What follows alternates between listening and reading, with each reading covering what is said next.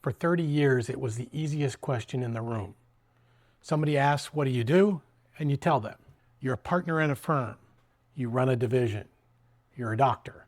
The answer is short, it's clean, it locates you immediately, and the conversation then goes wherever it was supposed to go.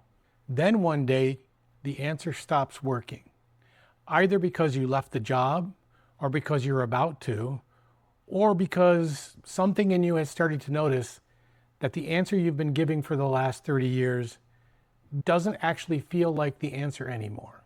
And the next time somebody asks, the old reflex still fires. You start to say the thing you've always said, but this time you catch yourself. And that catch is the whole problem. You can hear yourself reaching for the past tense. I used to be. You can hear yourself over-explaining. Well, technically I retired in March, but I'm still consulting and I'm also on 2 boards and. You can hear yourself apologizing for something nobody asked you to apologize for. About 3 weeks of that and you start avoiding the question altogether. 6 months of that, you start avoiding the actual room. It's worth saying plainly that this isn't a thing that's wrong with you. It's a 30-year-old piece of social machinery running the only program it ever had. In a room, that program no longer fits. Almost everyone who has left a long career has stood in this room. A friend of mine, 3 weeks after he'd left a 31-year career, told me about a dinner party he'd been to. He's a senior partner at a firm, the kind of role where the title did a lot of the work in a lot of the rooms. He said, I went to this dinner party on a Saturday, and then he paused. He said, somebody asked me, what do I do?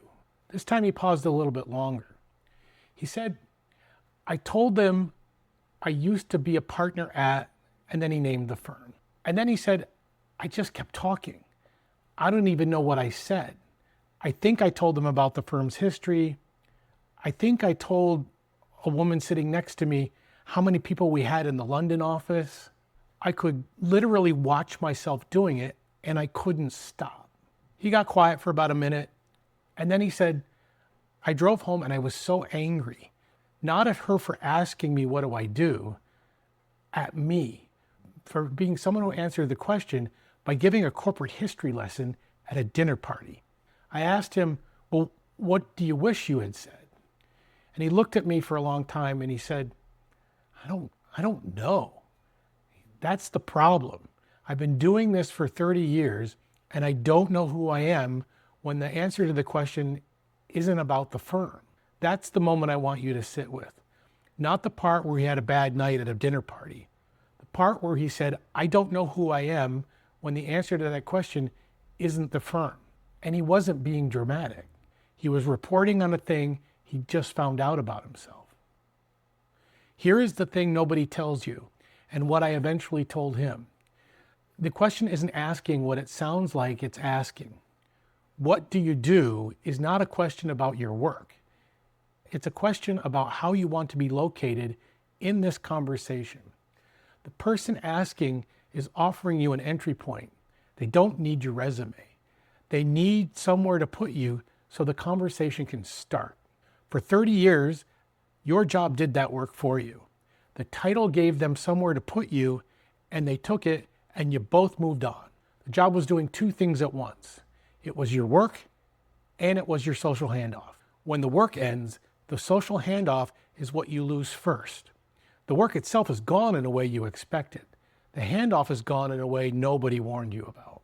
What he was doing at the dinner party, the firm history, the London office, the head count, was reaching for the only social handoff he'd had for 30 years and trying to make it still work. It was not a failure of composure. It was a person whose social locating machinery was running the only program it knew in a room where that program was no longer the right program. The move is not to find a better short answer. The move is to stop trying to compress 30 years and an identity question into a sentence somebody can nod at and move on from. You give them a real answer to the actual question, which means you locate yourself the way you'd actually like to be located right now, in plain language, without defaulting to the old title, without apologizing, without performing having it all figured out. The first time you try it, it's going to feel terrible.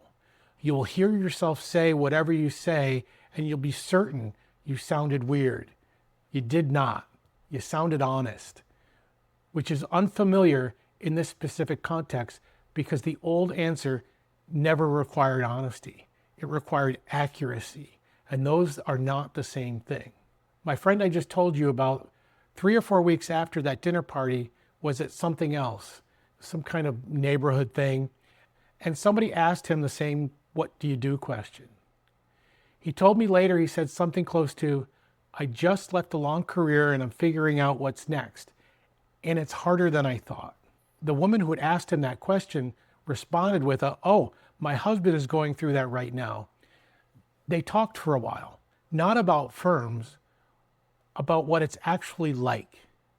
The "what do you do" question isn't going anywhere, but the answer certainly can.